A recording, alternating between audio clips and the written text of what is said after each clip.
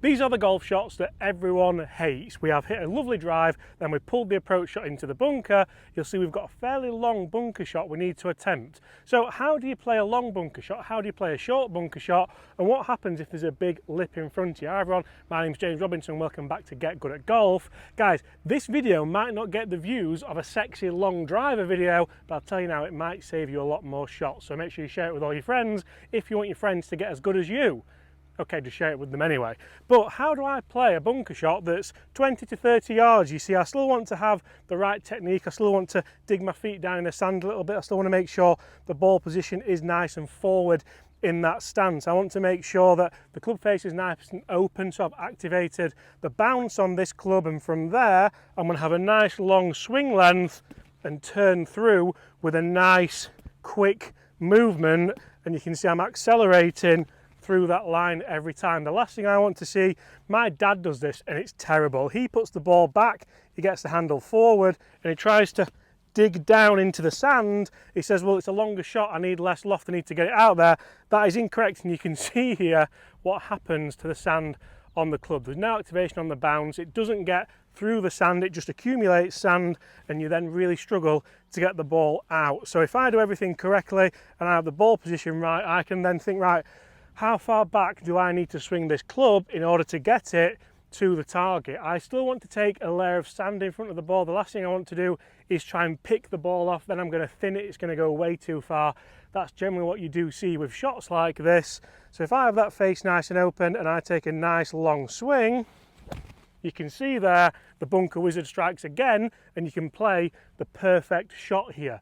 Now what if I want to play a shorter bunker shot? If I had a flag that's just on this front lip here, what changes? So all I do, I have the same setup, exactly the same, and I just take the club a little bit shorter here. The reason why I do this is I still want to accelerate through the shot. I don't want a really long swing and then a deceleration. That means you're not going to get the ball out, then you're going to leave it in the face, and that's going to cost you shots. So a little bit shorter, but still nice and aggressive or assertive. And you can see there, the ball pops up onto the front of the green. I've pulled it a little bit, but that's certainly the lesser of the two evils. I've managed to play a long bunker shot and a short one. You're giving yourself a chance at par. You move on to the next tee a little bit happier.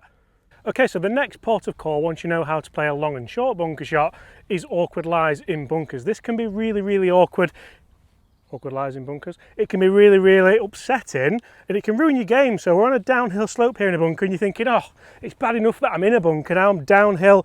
And a lot of people don't realise just how much more difficult this makes the shot. It makes it a lot more difficult, especially to this flag here where we've not got a lot of room to work with. Quickly move a stone that's just behind it because I don't want to ruin my wedge.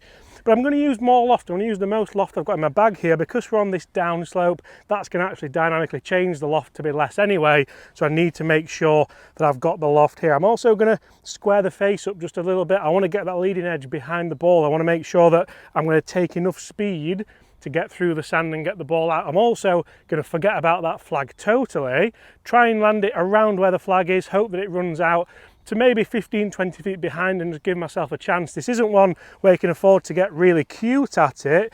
I've got my weight on my left foot, I'm not leaning back into the slope because then I ground out way too early and hit way behind it, and that's the last thing that we want to do.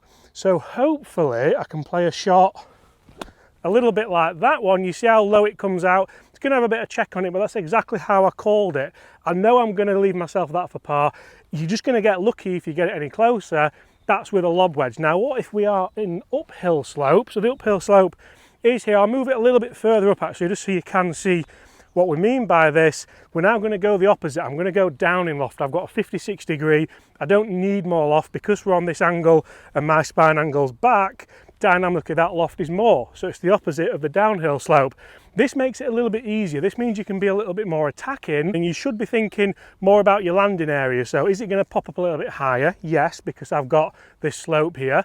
Do I need to strike it and nip it? No, I can take a little bit of sand before it. I still need the speed that we spoke about at the start of the video to help us get through it. So I'm going to try and land this probably just on the green. It should then run out. I'm not trying to get loads of spin. I'll just shift that stone again. We don't want to be ruining the wedges. You can shift a stone when you are playing golf, still get my feet down, still have that ball forward, but instead of leaning back, so you might think, oh well, because on the downhill slope you leant forward with the slope, now you'll lean back. If you lean back on this slope, you're probably going to blade it, it's probably going to go straight into those trees, and I would show you, but I don't fancy losing a brand new TP5 Pix.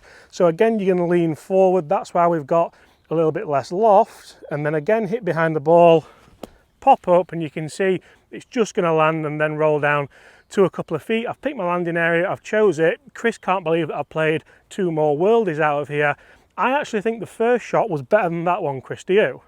I do, yeah, because it's a toughest shot. You just want to get on the green, you've got an outside chance of a putt, but you're getting away without dropping too many shots. Yeah, and if you're confident with these and you know exactly what you're doing, there's no reason why you shouldn't be in here and think, oh, I can actually try and work with this, I can try and build a score. I'm thinking about holing this, I'm not thinking about, oh, I'm in a bunker, I need to make sure I get it out. Then you get negative. As long as you know what you're doing here, you've got the right setup, you've got enough speed and you've got enough loft, generally you're going to be okay. And if you've put the practice in, that could be the outcome. But if you miss the green ever so slightly and you're in the semi-rough here, so this is kind of not really deep rough, but you wouldn't want to put it, there's so many shots you could play. You could play a 7-iron bump and run, you could play a little 7 wood, a little hybrid, anything to get it moving. If you do want to generate a little bit of spin here, you can still do that. It's probably not the percentage shot, but we're going to show you how to in this video because it's very, very fun, and that's what golf should be. So I've got the 2 clubs here. I've got the 60 degree, which is my favourite club in the world, and a 56. You might think, oh, you might think, oh, for spin, I know I need to use the 60 degree, I need as much loft as possible. Now, we actually did this earlier on, we were playing a match, and I got the 60 degree out, and I tried to play a shot and spin it just to the flag, and I've played a good shot there, it's come out nice and high. It's tried to grab, but it's just run through, as you can see there. That's not a bad shot, it's left me around 6 feet, but if I really want to try and get a little bit of spin, I'm going to go less loft, and I'm just going to try and have a shorter swing and feel like I just rotate the club around and saw off the finish. I want to make sure I get that strike absolutely perfect. So just because I'm in the semi-rough doesn't mean I can't get a little bit of spin here. I'm going to make sure there's no moisture on the ball or the club. From here, feel like I work that club around.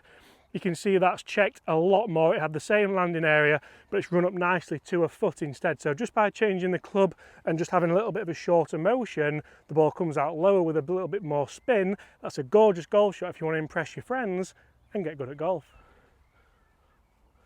So once we've got this lie, which we're going to get a lot at the moment because the grass is growing quicker than the greenkeepers can often cut it. Jonesy. Richard, that is you we are speaking about. We need to think about what club do I need. Here I need a little bit of angle of attack, and I also need loft because I need to get it up and out of here. A lot of people come in here with a pitching wedge back of the stand, so I'll get it going, I'll drive it forwards, and it snags in this grass, it never really gets going. So we need loft and we need a downward angle of attack. And a lot of people say I never use this golf club, but we've got James's favourite golf club, the 60 degree here, so there is a time and place for this, and by the looks of it, James has been striking it well. I don't want to, yeah, I have. Thank you, Chris. Not bad.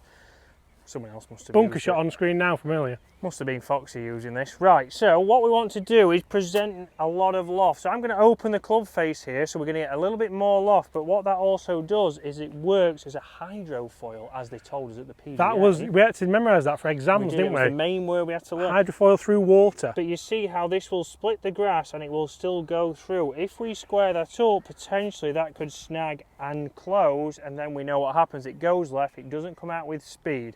So what I want to do is get my weight on the left hand side, and in the takeaway we are also going to feel like we hinge that a little bit more up to create more of an angle of attack. We're going to hinge it up, not pick it up. We're going to hinge that up and then release that down into the golf ball. We can keep our speed, we've got plenty of loft and open club face, and from here, nice and positive, not a huge swing, and it has run out nicely there and gone closer than the one I hit off the top. But like James mentioned before, we'll see that it doesn't mean just because it's sat down and I've got it open, I've got to make a full swing. You see there, that was nice and compact and nice and short. We keep the speed through impact. We don't have it in a long backswing because we see a lot of people decel into that golf ball. It snags, it doesn't come out how we want, and that's not going to help you get good at golf. That's